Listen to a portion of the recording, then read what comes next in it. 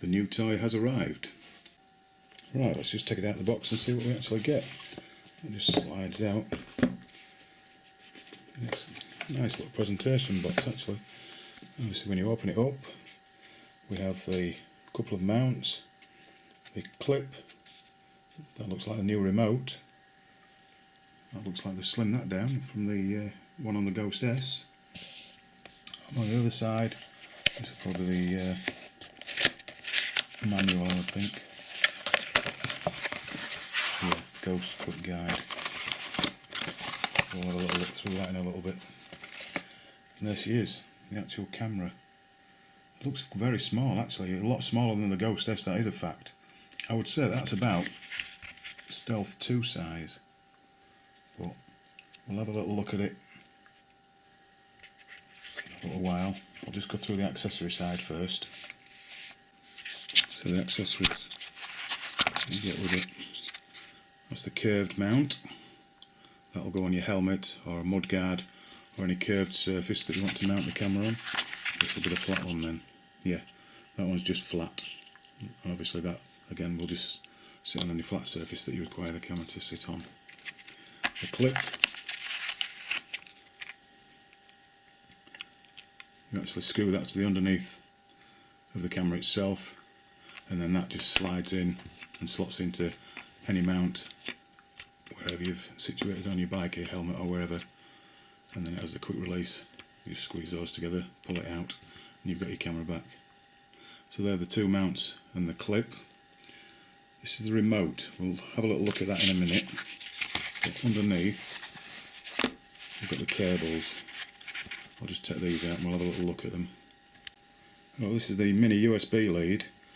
It's used for charging the actual camera unit itself, and you can connect it to your computer via normal USB this end and mini USB at that. The first thing that strikes me is it's not very long at all. It's approximately 8 inches long, so you've not got a lot to play with there really. But yeah, that's the cable that you would plug into the camera. I'll show you where when we look at the camera itself. Next lead is again mini USB, so that'll go in the same port I presume in the camera.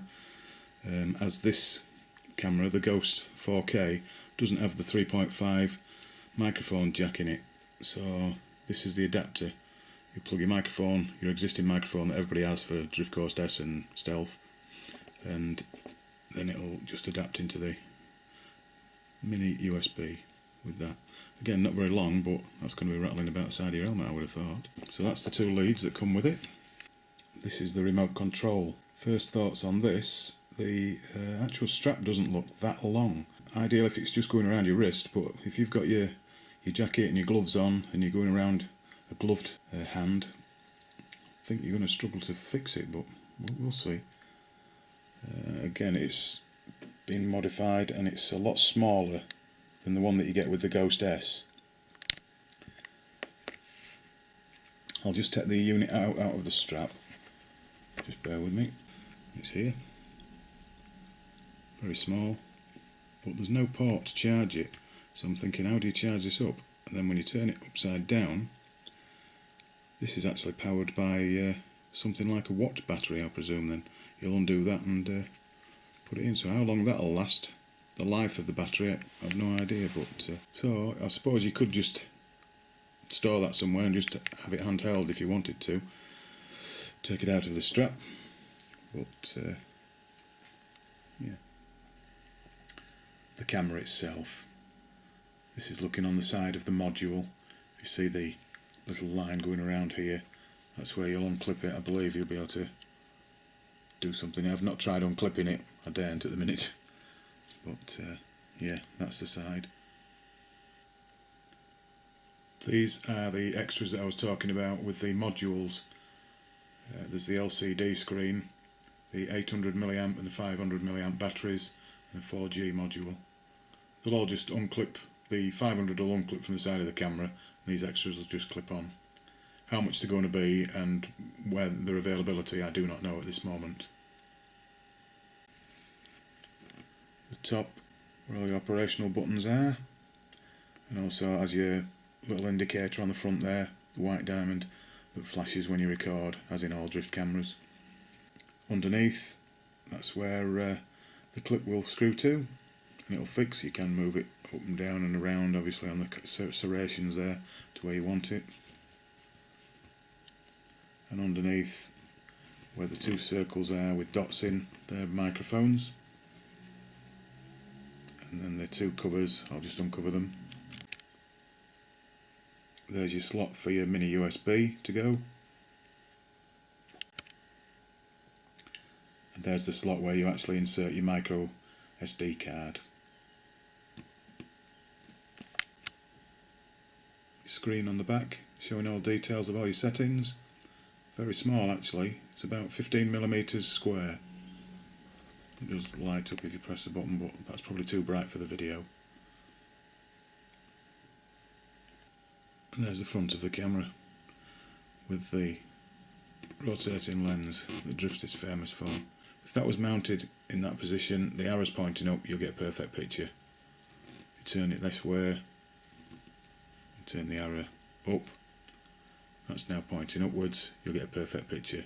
So that rotating lens rotates 300 degrees, it's virtually covering any angle that you have it on your bike or on your helmet.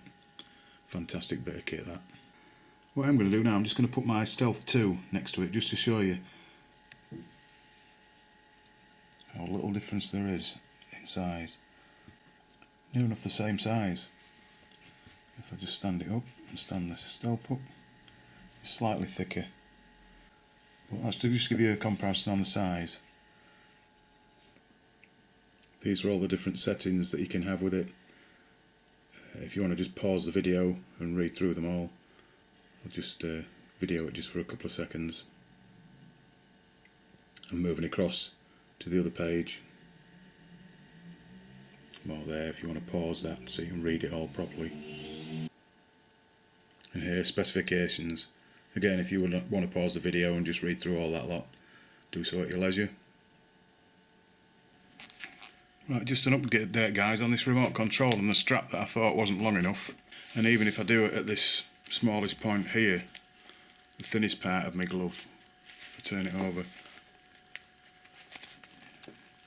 can you see it's only just, well, it's not even reaching. So that's not a really good design on the remote strap. I didn't think it was very long when I looked at it. What I have noticed is on the actual remote, and whether you can see on there, there's a little slot for a lanyard.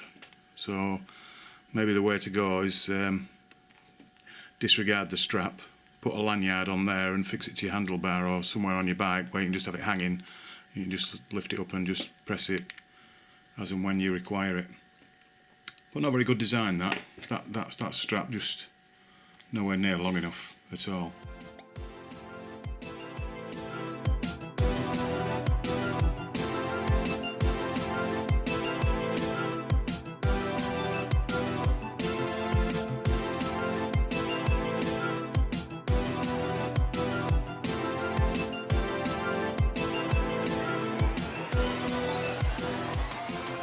Right guys, I hope that's given you a bit of an insight into what you get when you buy a Drift Ghost 4K camera. The only thing to do now is give it a go. Please subscribe, as I will be trying the 4K out and putting up videos showing what it does. Thanks for watching, hope this has been of some help to you. Cheers for now.